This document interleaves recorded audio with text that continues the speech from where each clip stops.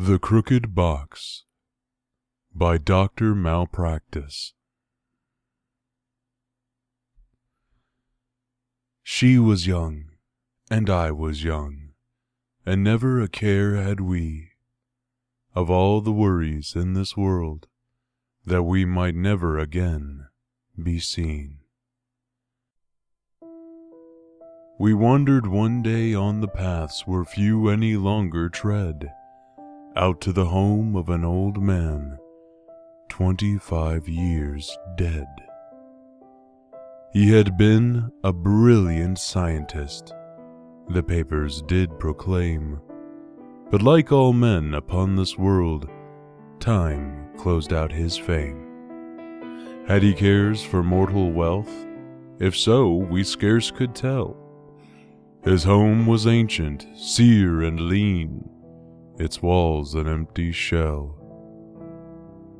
The green tiles on the roof decayed, the garden plants were frayed, the white wood walls grew thick with moss after he in his grave was laid. The first floor creaked, its wooden boards had for decades in silence slept. Toward rotting stairs and up to heights, my beating heart, it leapt.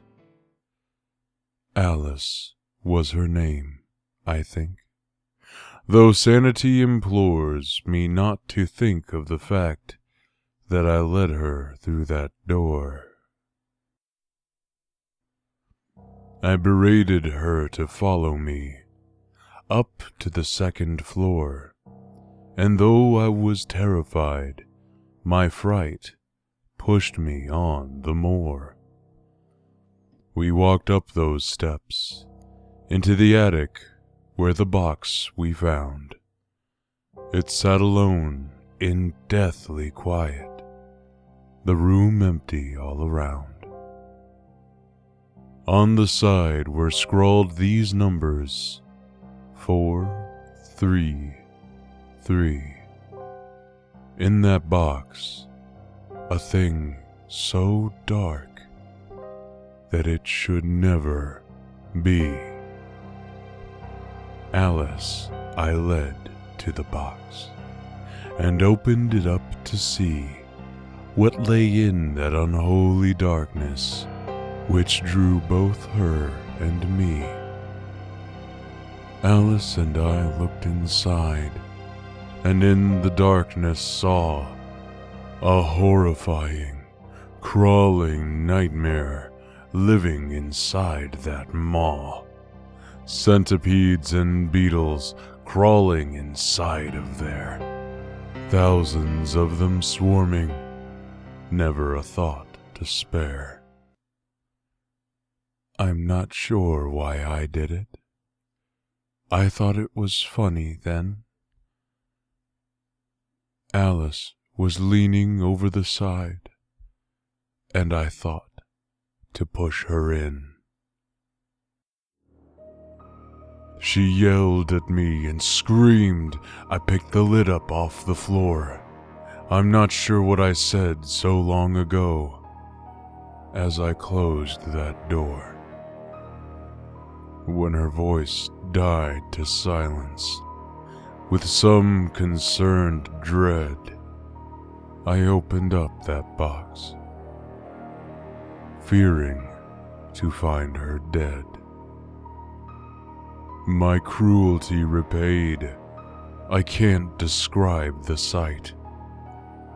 I ran home and told my parents that Alice disappeared that night. That was true, I still know, although I push it back.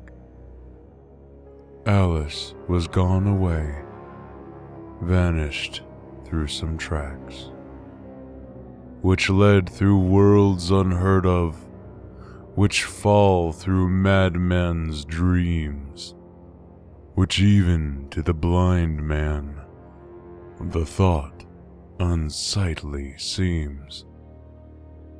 The box, I know assuredly, was no box at all. That man who owned it had hastily thought to close its call. He had hidden it away in the attic above his head, that thing which to him had been a source of dread. It could not be destroyed, that thing which hell had borne. After a quarter century, I doubt it's even worn. A brilliant man he was, but the devil did beguile even Dr. Faust away with his cunning wiles. I know now how to open it after 25 years. I know that I should go there and face all of my fears. 8 times at most would be needed to find whatever is left, to find Alice there where she had starved to death. But something taunts me in my mind, something that will not leave.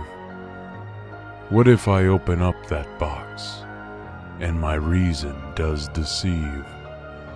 Those things that crawl, they lived in there for who knows how long. The rain, it falls on other plains.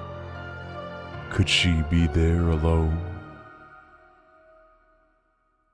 I wonder now whether if I go and the darkness did connive, what exactly will I find if it kept Alice alive?